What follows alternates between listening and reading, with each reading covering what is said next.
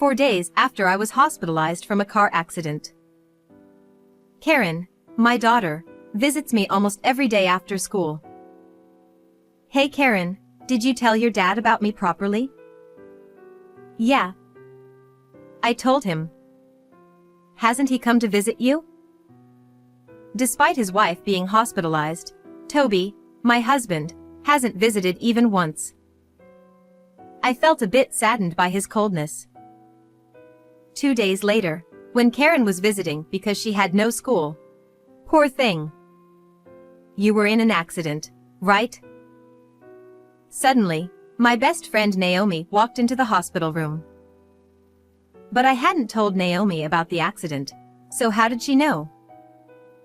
Oh, you came together. Toby peeked out from behind Naomi.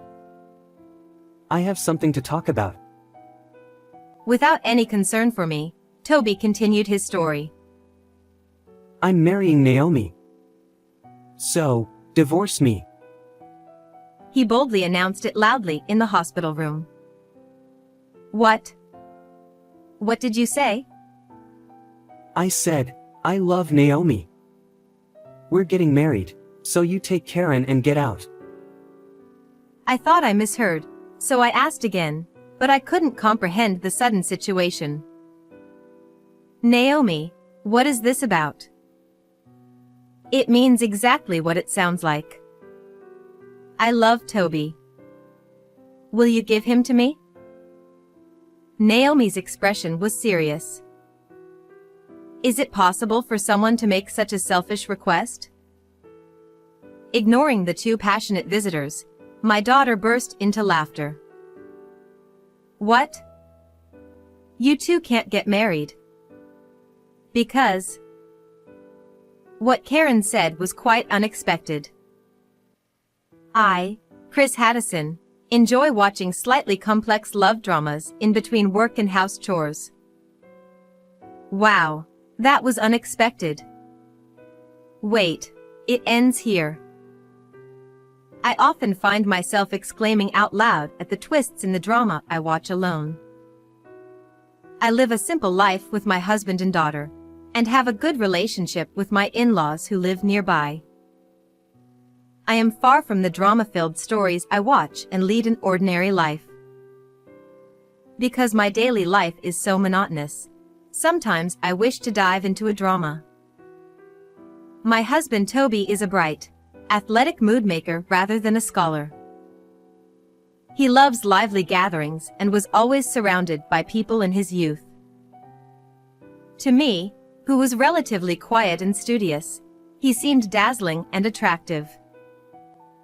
However, I've realized that it's not easy to change the mindset developed in one's youth. Though it was charming when we were young, his unchanged personality at 40 is a bit problematic. What I once found admirable has become a source of concern as we age. My recent worry is about the relationship between Toby and Karen. Karen prefers quiet time over hanging out with friends. She doesn't dress flashily, excels in her studies, and always ranks high in her class. Toby, who despised studying, cannot seem to understand Karen's dedication. It would be fine if he kept it to himself, but he can't help imposing his views. You're always cooped up in your room studying. Girls don't need to study to live. Instead of wasting time on studying, why not learn some charm? He says this loudly enough for Karen to hear while she's studying. Dad, people don't think that way anymore. Without studying, I can't get the job I want. It's my freedom to choose whether I study or not. Despite Karen's rebuttal, Toby always comments whenever he sees her studying. Hey Toby, why don't you stop interrupting Karen's studies? She's doing great. I made friends and got a job without studying. Playing with friends is more fun and you'll never regret it. Toby, indulging in his nostalgic fun, doesn't listen. Karen is getting fed up with Toby's constant interference. Mom, how long will Dad keep saying such things? I can't concentrate even if I want to study. Sorry, I tell him not to disturb you, but he just doesn't listen no matter how many times I say studying is important. As a result, Toby and Karen clash often, and I have to mediate every time. Toby's interference doesn't stop with Karen herself. Listen, Karen's planning to go to college. A girl doesn't need to study. Toby continues to complain about Karen even in front of his parents. Stop saying girls don't need to study. Nowadays, it doesn't matter if you're a girl or a boy. Instead of criticizing others, why don't you try studying again? My in-laws, unable to bear seeing their beloved granddaughter denied, admonished Toby. When his own parents criticize his views, Toby sulks. What's with everyone? On days when his parents scold him, Toby's complaints worsen and he often gives us the silent treatment. One day, while returning from shopping, "Hey, is that you, Chris? It's been ages. Do you remember me? Wow, Naomi. Do you live here now?" The one who called out to me was my best friend Naomi, who had moved out of the prefecture after middle school graduation. Naomi was always stylish, with extensive knowledge of makeup and fashion, and I secretly admired her.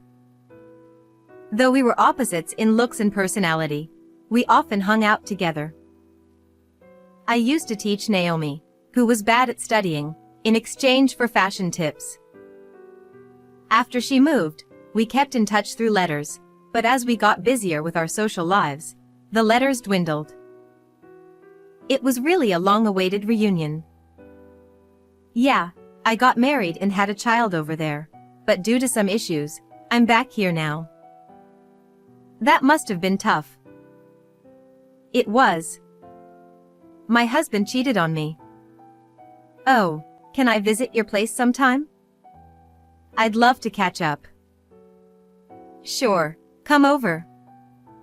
I'd love to chat. Thus, Naomi and I rekindled our friendship and started visiting each other's families.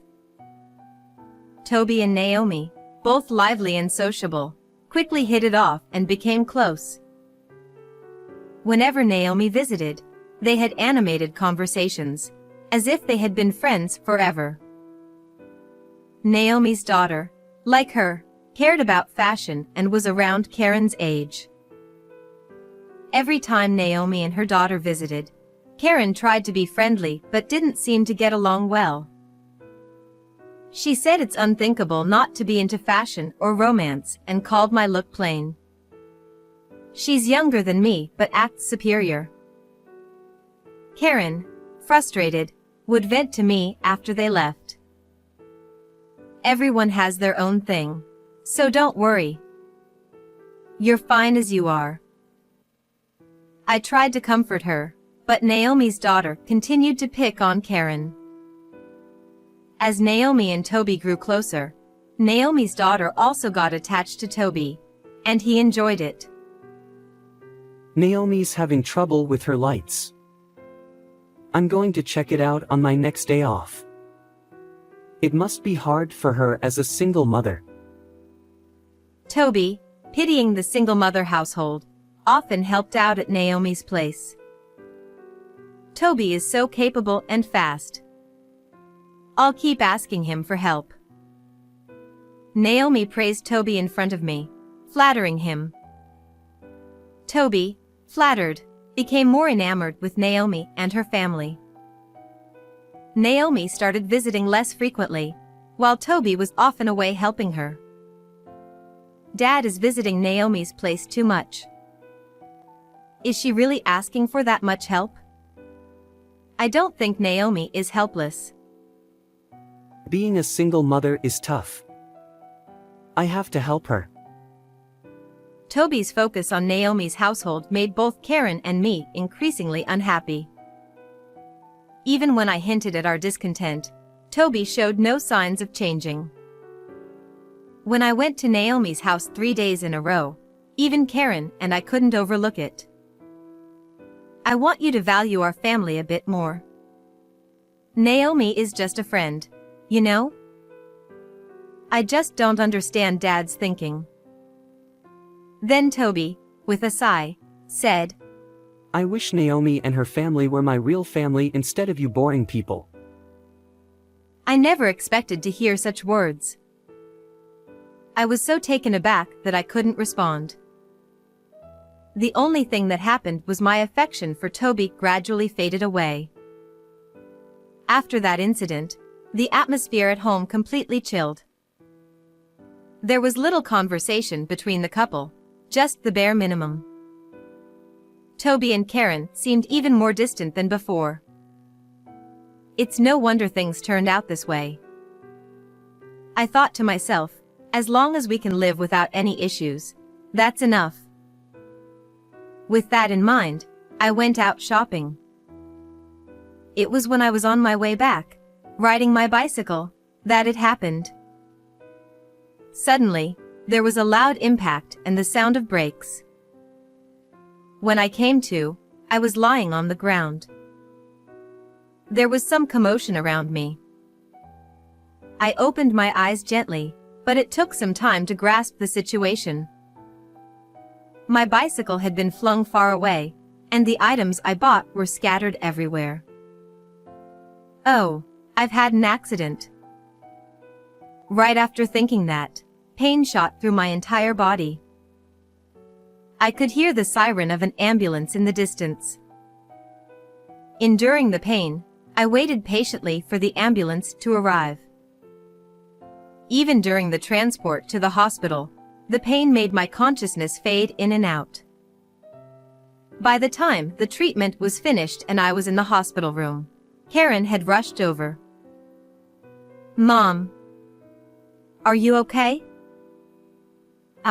Karen, I'm sorry to make you worry. I'll have to be hospitalized for a while. I had broken my right leg in the accident. I'm just glad you're alive. I was really worried. I hope you recover well. I felt sorry for worrying Karen.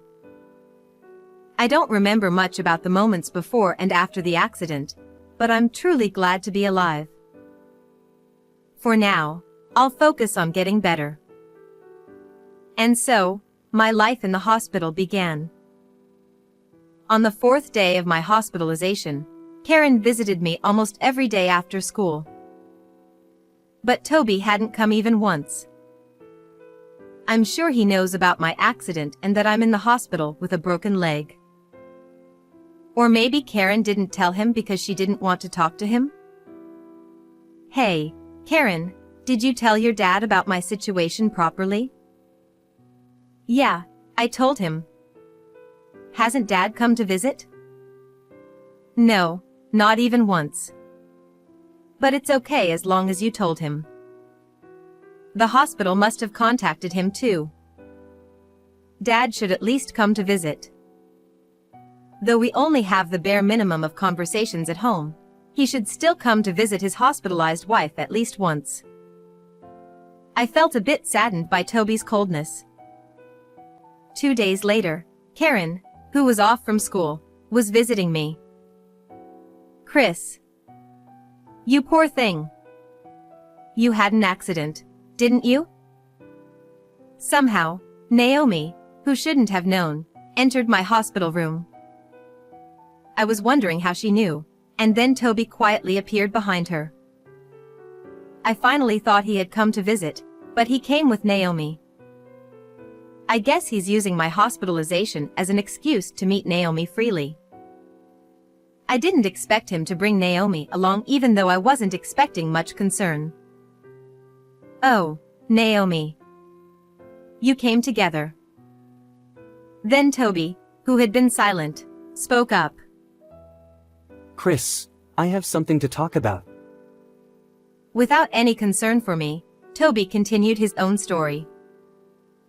I'm marrying Naomi. So, let's get a divorce. Karen and I exchanged glances, both tilting our heads. What?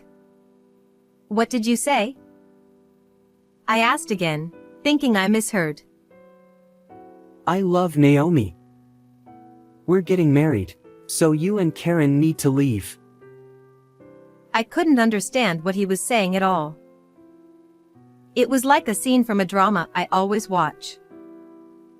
I thought it wouldn't help to talk to the excited Toby, so I decided to ask Naomi. Naomi, what does he mean? It means exactly what it says. I love Toby. I need Toby. You two haven't been getting along anyway, right? Why not let me have him? Naomi's expression was serious. Is there such a selfish thing? Of all people, my husband. A real friend wouldn't do this. You're the only one who thought of her as a friend. What do you mean? Hey, Naomi. After Toby called out, Naomi started to speak. Chris, you've always been plain. From the start, you and I were mismatched. But you were smart, so I stayed close to you because it was convenient. Thanks to you, I aced those tests back then. Naomi had only seen me as a convenient tool, and I was the only one who thought of her as a friend. Feeling pleased with herself, Naomi continued. Toby and I get along, and he seems happier with me. I think I'm more suited to be his wife. Naomi said this with a sly smile and then whispered in my ear. And it seems like he has a lot of money too. Apparently, Naomi was attracted by Toby's good salary and pretended to be troubled to start an affair. She intended to kick Karen and me out and take my place. Toby seemed to have genuinely fallen for Naomi's seduction. With my hospitalization, they saw it as the perfect chance to push for a divorce while I couldn't move. I almost sighed at their reckless actions. I can't believe something like this is happening to me. Naomi and Toby, with triumphant expressions, waiting for me to surrender. While watching the two of them getting carried away, I was thinking about what to do. Then Karen, who had been silent all this time, started laughing. What? You two can't get married. Did you know, Dad? Karen's words were surprising. Naomi is in the middle of a divorce mediation because of her own affair. She's being demanded a lot of alimony.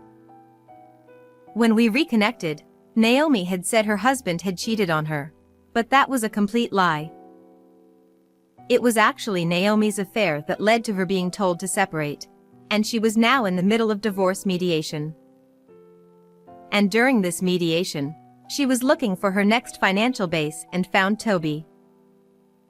Naomi planned to divorce her husband and wait for 6 months to remarry, ensuring Toby would marry her.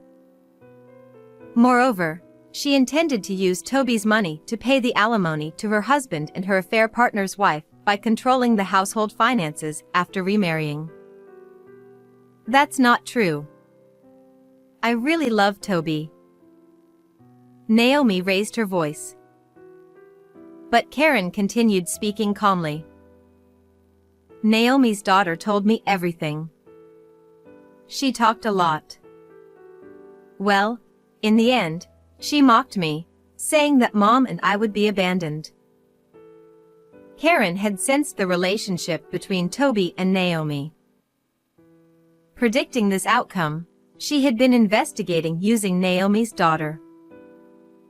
Naomi's daughter looked down on Karen, so when Karen told her about the divorce crisis, she spilled all the family details to feel superior. Thanks to that, Karen learned about Naomi's plans and was ready to use it as a trump card when necessary. I was impressed by my daughter's ability to judge situations calmly and gather information. Perhaps it's due to my daily guidance. The knowledge about divorce and trials I gained from dramas had paid off here. Though still a high school student, I thought my daughter had impressive insight and action. Realizing her plan had been exposed, Naomi frantically called her daughter. "What are you blabbing about? You've ruined my plan. I'm broke now. I had finally found a good money source." Naomi began arguing with her daughter over the phone. Hearing this, Toby finally realized he had been seduced for his money. What? He was stunned and couldn't find words. Moreover, Naomi had chosen Toby because she thought he was the president and thus very wealthy. In reality, Toby only worked at his in-laws' company, but he had pretended to be the president to impress Naomi. Toby's usual flamboyance and vanity had backfired. I couldn't help but laugh at the absurdity. Having realized Naomi's plan and true intentions, Toby panicked. I'm sorry. Chris. Please take back what I said earlier. What did you say earlier? Karen's calm question made Toby flustered. I didn't mean the divorce. It was just a spur-of-the-moment thing. Looking down, Toby glanced at me, who was silently listening. Chris. Are you listening? Yes, I can hear you clearly. Even if he was deceived, I can't forgive Toby for cheating with Naomi. If Toby had any sense, this wouldn't have happened. Karen and I both felt the same about not being able to forgive Toby. Toby, seeing that we weren't saying anything, finally spoke up. But you two can't live without my income, right? It would be tough if we got divorced. He showed regret for just a moment, then quickly started threatening us with how difficult life would be without his income. Toby seemed to think that Karen and I couldn't manage without him. We can live just fine without you, Toby. As you said, let's get divorced. And I'll make sure to inform your parents about everything that's happened. No, please don't tell them. I'm begging you, don't. It doesn't change what happened. For now, I sent him home and sighed deeply in the hospital room. I wondered how the protagonist of a drama would handle this situation. But deep down, I already knew my answer. First, I needed to heal my leg. After a few days, thanks to rehab, I got good at using crutches. At home, I still had to use crutches, but I managed my daily life without much trouble. Even after I was discharged, Toby kept asking me to reconsider the divorce. But I remained silent, and Karen blamed him every time she saw him. Toby started feeling uncomfortable at home and began living in a hotel. A few days later, my in-laws came to visit after hearing about my discharge. Chris, you must have had a hard time. Are you okay? I brought some frozen meals to help. She was very considerate of my health. By the way, Toby took a day off work yesterday. Is he not feeling well? Well, he's actually living in a hotel now. The thing is, I explained everything to my in-laws, from Toby and Naomi's meeting to their affair. He cheated on me with my friend and then came to the hospital with her to ask for a divorce. They said they wanted Karen and me to move out so they could live here together. Is that true? What's he thinking? There's more. I explained that Naomi was in the middle of a divorce settlement and burdened with alimony debt, and that she intended to remarry Toby to use his money to cover it. To begin with, I think it was wrong for Toby to boast about being the company president. He said he was the CEO. That's ridiculous. I can't believe he tried to abandon you and Karen. We need to talk to him. Yeah, we need to set him straight. Later, we called Toby to my in-laws' house for a discussion. So, you cheated? Toby looked ashamed and remained silent. You not only cheated but also tried to kick out Chris and Karen. What's wrong with you? How could you try to abandon your wife and child? Finally, Toby spoke up. It's not like that. I was deceived. He claimed he was manipulated into wanting a divorce. If I had known she was after money, I wouldn't have done it. It's all because Chris reconnected with her. Toby tried to shift the blame. Seeing his lack of remorse, my father-in-law's face turned stern. Are you saying it's not your fault? Cheating is cheating. And you lied about being the CEO. I thought you might take over one day, but I can't trust you now. You're fired. My father-in-law was furious and announced Toby's disownment. My mother-in-law looked disgusted. I'm so disappointed in you, Toby. I'm sorry. Don't apologize to me. Apologize to Chris. Chris, I'm really sorry. Please, give me another chance. Seeing him about to be disowned, I felt a bit sorry for him. If I left him too, he'd be all alone. But my mother-in-law's words gave me the resolve I needed.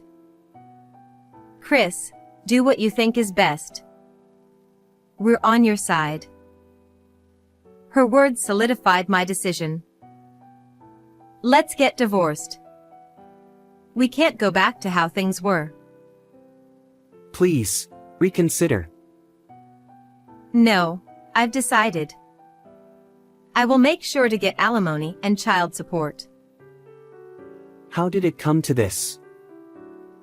And so, we proceeded with the divorce. A few days later, I got a call from Naomi.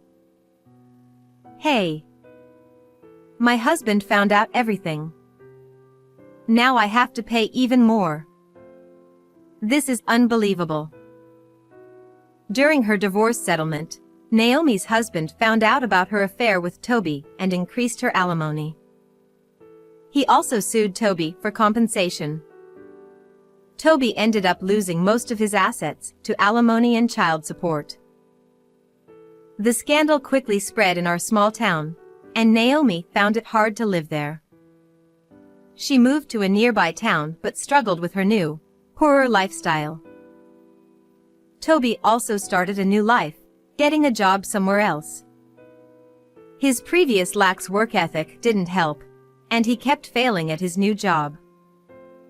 Frustrated, he turned to gambling, falling into a vicious cycle of debt. A while after the divorce, Toby called me. I'm sorry, but I can't make the payments this month. I'm short on money. He sounded weak. I felt sorry but didn't know how to help. I heard from my in-laws that Toby had also asked them for money. Dad, can you lend me some money? I'm really struggling. With growing debts and no way out, Toby was desperate. But both my in-laws and I refused to help. I hoped he would eventually get out of gambling and pay off his debts steadily. Meanwhile, Karen and I continued to have a good relationship with my in-laws. They might have felt guilty for Toby's actions, but their kindness was a great comfort. Karen kept studying hard and got into her dream university. With my income and help from my in-laws, she thrived in college and is on her way to becoming a researcher. How was today's story? Don't forget to subscribe to our channel. See you in the next video.